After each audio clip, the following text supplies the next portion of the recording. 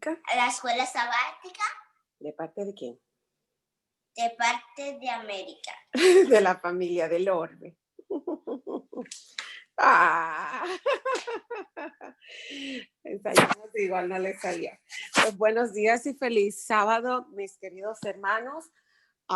Mi mami le va a compartir la lectura bíblica. Dice en Hechos, capítulo 1, verso 11, dice así: los cuales también le dijeron: varones Galileo, ¿por qué estáis mirando al cielo? Este mismo Jesús que ha sido tomado de vosotros al cielo, así vendrá como le habéis visto ir al cielo. Amén, amén. Vamos a en esta mañana hablar de una fecha muy importante que celebramos esta semana, la fecha del 22 de octubre de 1844. Yo le pedí a Cecilia que nos compartiera un video acerca de este evento.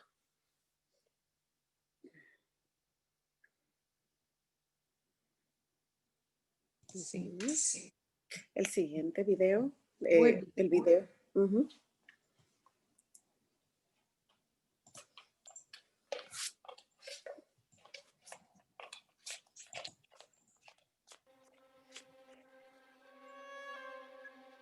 Susa, capital del reino, 553 a.C. aproximadamente.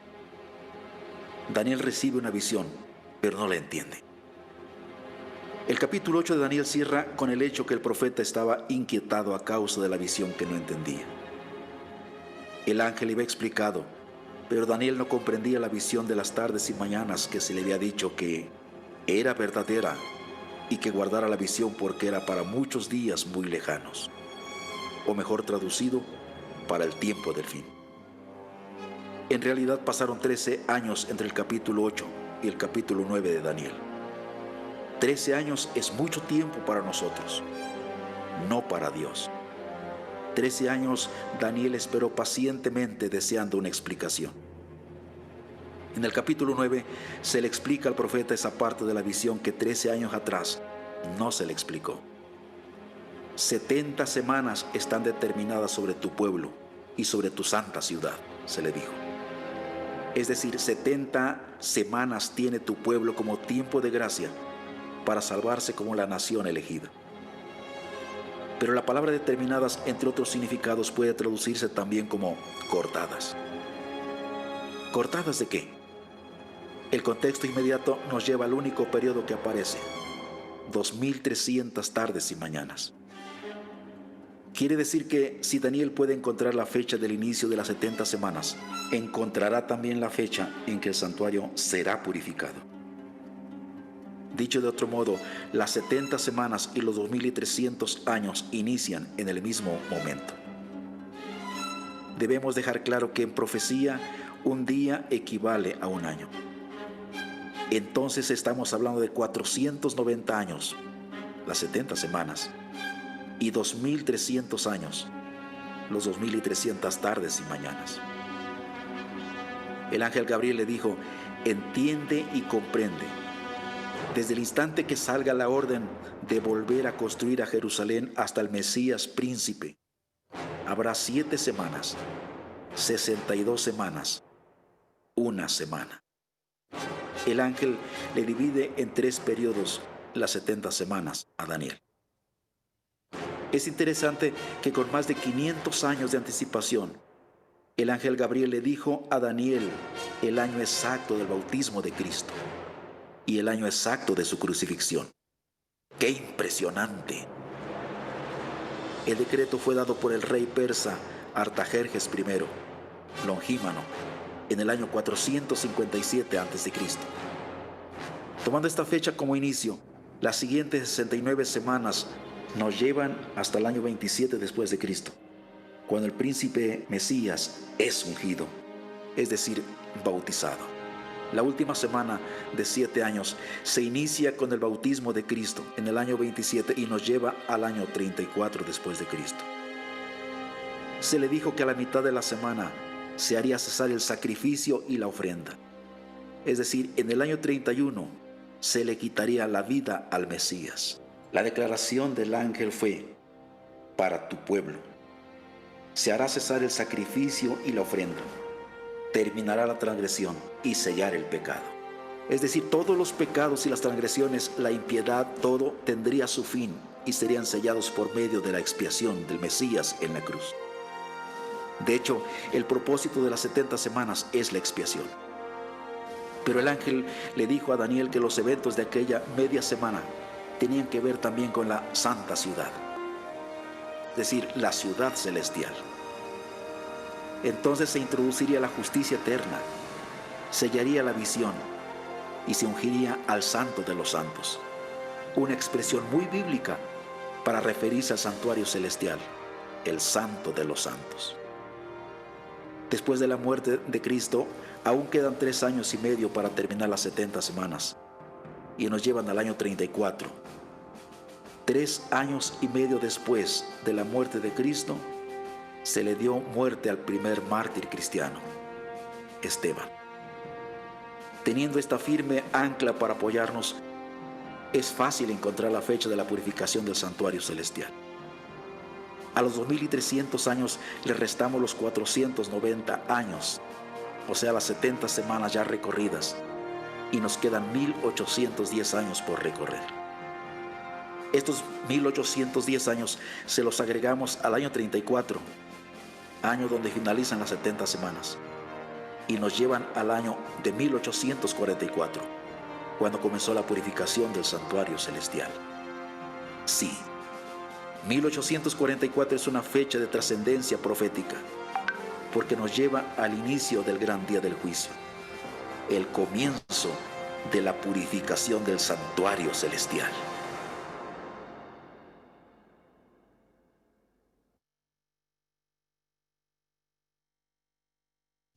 Raquel, hay que quitar el mute. Perdón. Muy bien. Ahí está, Emily me está indicando. Ahora ustedes se preguntarán, los que no han estudiado ni escuchado acerca de historia denominacional, que es como llamamos a la historia del pueblo de Dios en nuestro tiempo, desde ese tiempo de 1844 para acá. Ustedes se preguntarán qué pasó en ese momento. Pues les voy a contar un poquito en 5 minutos qué fue lo que sucedió. Un predicador, pastor bautista llamado William Miller, que Cecilia nos va a presentar su foto. William Miller, por favor, Ceci. William Miller se dedicó a estudiar la Biblia y lo hizo por 15 años. Y me llamó mucho la atención de que su teoría de estudiar la Biblia y entender que la Biblia se explicaba sola, todavía hoy en día nosotros creemos en eso. Nosotros creemos que la Biblia se explica sola, que no se necesita otra explicación. Entonces, él profundizó en eso, estudiando la Biblia por 15 años. Ceci, no vemos la foto de William Miller. Sí, un momentito. Y al estudiar con profundidad las profecías de Daniel, como la detallaba el video, se dio cuenta y que el Señor en poco tiempo, en su tiempo, iba a, según él, a venir a la tierra. Él entendió que esa purificación del santuario se refería al santuario de la tierra, que la tierra sería purificada con la venida del Señor. Y estuvo tan convencido de que eso era así, que empezó a predicar acerca de eso en sus iglesias. Él era bautista, pero la predicación se propagó por todo tipo de religión, en todos los países, incluso en Europa. Se cuenta que una niña campesina de Europa, por eso Emily está vestida así, típica, ¿verdad? Una niña de Europa, ella comenzó a predicar acerca de eso. ¿Y saben lo que pasó? Ella atrajo a cerca de 3 a 4 mil personas, de 3,000 a 4,000 personas más o menos, escucharon acerca de la venida del Señor por esa niña. Y así hubieron muchísimas personas, ¿verdad?, que empezaron a proclamar la venida del Señor. Pero ¿qué sucedió? Luego de allí se unieron otras personas, ¿verdad?, a ese movimiento que ellos empezaron a llamar el movimiento Milleritas. milerita. Hoy en día todavía se conoce personas que se hacen llamar mileritas y de allí del movimiento milerita nace más adelante el movimiento adventista del séptimo día. Por eso que para nosotros es importante, porque nosotros somos el pueblo que creyó aún después de y siguió adelante profundizando con el estudio de la palabra. Ellos creían con certeza de que el Señor vendría el 22 de octubre. Al principio se decía entre 1843 y 1844, pero más adelante, en algunos estudios que profundizaron con Samuel Snow, quien también era uno de los que predicaban, él empezó a escribir un librito acerca de la fecha y determinaron la fecha del 22 de octubre de 1844. A pesar de que la Biblia dice que el día y la hora nadie lo sabe, ellos basado en que Daniel 7 hablaba acerca de Daniel 9, perdón, hablaba acerca de la venida de la primera venida del Mesías, ellos estaban tan seguros que Daniel 8 entonces hablaba de la segunda venida de Dios, se hacía referencia era a su venida a la tierra. Entonces ellos se pusieron a predicar eso en todas partes, no solamente en Estados Unidos. Se publicaron cientos y cientos y cientos de libros y folletos, donde cada folleto que caía encontraba una persona, que la persona, un terreno fértil, la persona lo leía y también propagaba esa verdad. Entonces, de acuerdo con la conclusión de los mileritas, aquel era el día, el 22 de octubre, señalado por Dios para su pronta venida. ¿Saben qué pasó? Muchos de ellos vendieron sus propiedades, entregaron sus posesiones, se prepararon espiritualmente para recibir al Señor. De hecho, hay una piedra en Michigan, donde ellos le llaman la piedra de la ascensión, que fue donde se reunieron un buen grupo de cristianos a esperar ese acontecimiento glorioso. Pero ¿qué pasó? Llegó las 12 de la noche de ese día y Jesús no vino. Y para muchos eso fue por eso se llamó el gran chasco, porque muchos lloraron, sufrieron, pero otros que estaban fundamentados su fe, no solo en el evento de la venida del Señor, sino en la creencia de que el Señor un día iba a venir a la tierra, y no solamente en la fecha, siguieron estudiando y profundizando en el estudio de la palabra. Entonces, un grupo pequeño, algunos se burlaban de ellos. ¿Qué pasó? No vino el Señor. ¿Y qué pasó? ¿Y qué pasó? Y otros, pues, se integraban al ver que seguían estudiando. Un grupo pequeño siguió estudiando las escrituras con más intensidad para buscar comprender el evento. Y no demoró mucho para concluir que aunque la fecha del 22 de octubre de 1844 fuera correcta, el evento era errado. Ellos no tenían conocimiento de que en el cielo había un santuario celestial. Ellos no tenían conocimiento de que Jesús estaba pasando del lugar santo al lugar santísimo. Los que han estudiado el santuario saben que cuando el sacerdote hacía eso, era porque empezaba a expiar los pecados. Y Jesús había pasado en ese momento del lugar santo al lugar santísimo. Dice más adelante Elena que en ese momento era apenas una jovencita, pero más adelante ella declara, dice, el asunto del santuario fue la clave que aclaró el misterio del gran chasco de 1844. Al explicar al momento, un teólogo que se llama Ángel Manuel Rodríguez, él destaca, habiendo completado en la historia la obra de la cual viniera, como dice Juan 17, 4, 5, 19 y 30, Cristo fue llevado a las alturas, dice Hechos 1, 19, para salvar perpetuamente a los que por él se acercan a Dios, viviendo siempre para interceder por ellos, hasta que en su segunda venida, él aparecerá ya no para cargar el pecado alguno, sino para traer salvación a quienes lo esperan. Entonces, entre esos dos polos, la cruz y el glorioso retorno de Cristo, actúa como sacerdote real de aquel verdadero tabernáculo que levantó el Señor y no el hombre, según Hechos 8:2. Jesús es nuestro abogado, dice Primera de Juan 2:1. Es intercesor de aquellos que creen en él, dice Romanos 8:34. Entonces, como nuestro sumo sacerdote, Cristo ministra los beneficios de su sacrificio a aquellos que van a él. un ministerio tan especial para nuestra salvación como su muerte sustitutiva. Entonces, como cristianos, debemos no empeñarnos en buscar fecha. Y cuando escuchamos a alguien hablando acerca de fechas, nosotros podemos estar seguros de que no está haciendo lo correcto, porque el Señor no nos manda a buscar fecha. Lo que sí nos manda es a estar apercibido de los acontecimientos finales que Él sí dejó establecido y estar consciente de que sí hay una segunda venida. ¿Sabían ustedes que hay miles y miles de personas, millones, que no creen en la segunda venida de Cristo? Que creen que después que pase esto aquí en la tierra, que después que ya tú te mueres aquí en la tierra, que ya todo pasó. Hay muchas personas así y por eso muchos no le encuentran sentido ni propósito a la vida. Por eso muchas personas, muchos jóvenes se quitan la vida porque piensan que al hacerlo ya todo terminó.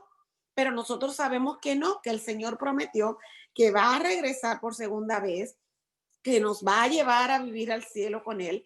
De hecho, esta semana alguien me hablaba, una señora de otra religión, me llamó mucho la atención, me llamó para predicar, me dice, solo quiero hablar con usted, es Raquel del Orbe, yo sí, le quiero compartir un verso bíblico y quiero orar con usted. Yo, claro que sí. ¿Y cómo conseguiste mi número? Ay, en las guías telefónicas. Nosotros buscamos y cuando encontramos hispanas, oramos con ella. Y yo, ok, y me compartió citas que ella creía probarme que aquí en la tierra, estas mansiones que hay aquí en la tierra son lo que nosotros vamos a heredar. Y yo le escuché y le dije amén, amén. Y luego le dije, ¿sabes qué? A mí me gusta más la promesa que dice, cosa que ojo no vio, ni oído yo, me han entrado un pensamiento de hombre, son las que el Señor tiene preparadas para mí. Yo quiero una morada no hecha por mano de hombre, yo quiero una morada que Dios prepare para mí. Entonces ahí me dio las gracias, que qué bueno que estudiamos juntas y que en otra ocasión me iba a llamar. Entonces, nosotros tenemos que hacerle saber al mundo lo que Dios haya establecido en su palabra. A partir de la comprensión de esta verdad, se identifica el nacimiento de la Iglesia Adventista del Séptimo Día como con su fe firmemente anclada en el pronto regreso de Jesús y en todos sus principios registrados en su palabra. Por lo tanto, el día 22 de octubre de 1844 es de hecho un marco capital importante para el nacimiento de la Iglesia Adventista. Al ser así, proféticamente hablando, el año 1844 no puede ser, ¿verdad?, minimizado o olvidado. El consejo que nos da Elena Hammond de White es oportuno.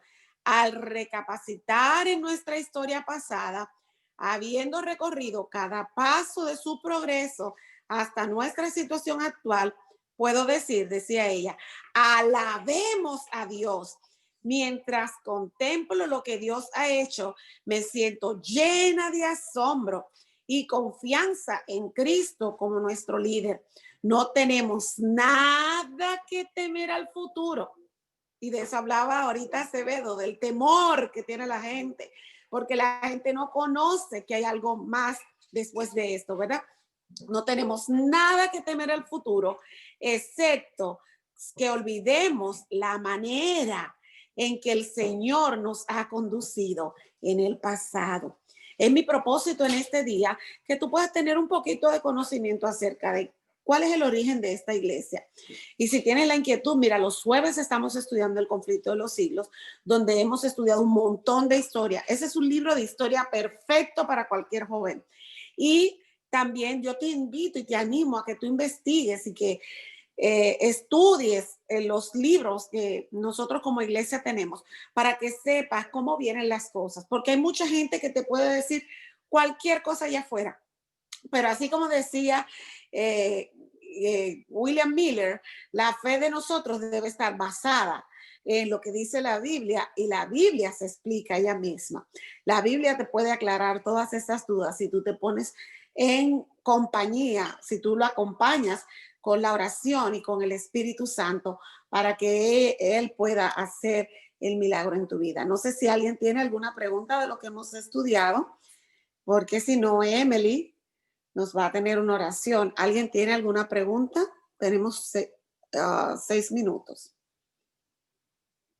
¿Alguna persona de las nuevas que no había escuchado acerca de nuestra historia tiene alguna pregunta? Si yo no me sé la respuesta, que hay más personas también que me pueden ayudar. Así que no tenga temor. ¿No tienen preguntas? Emily.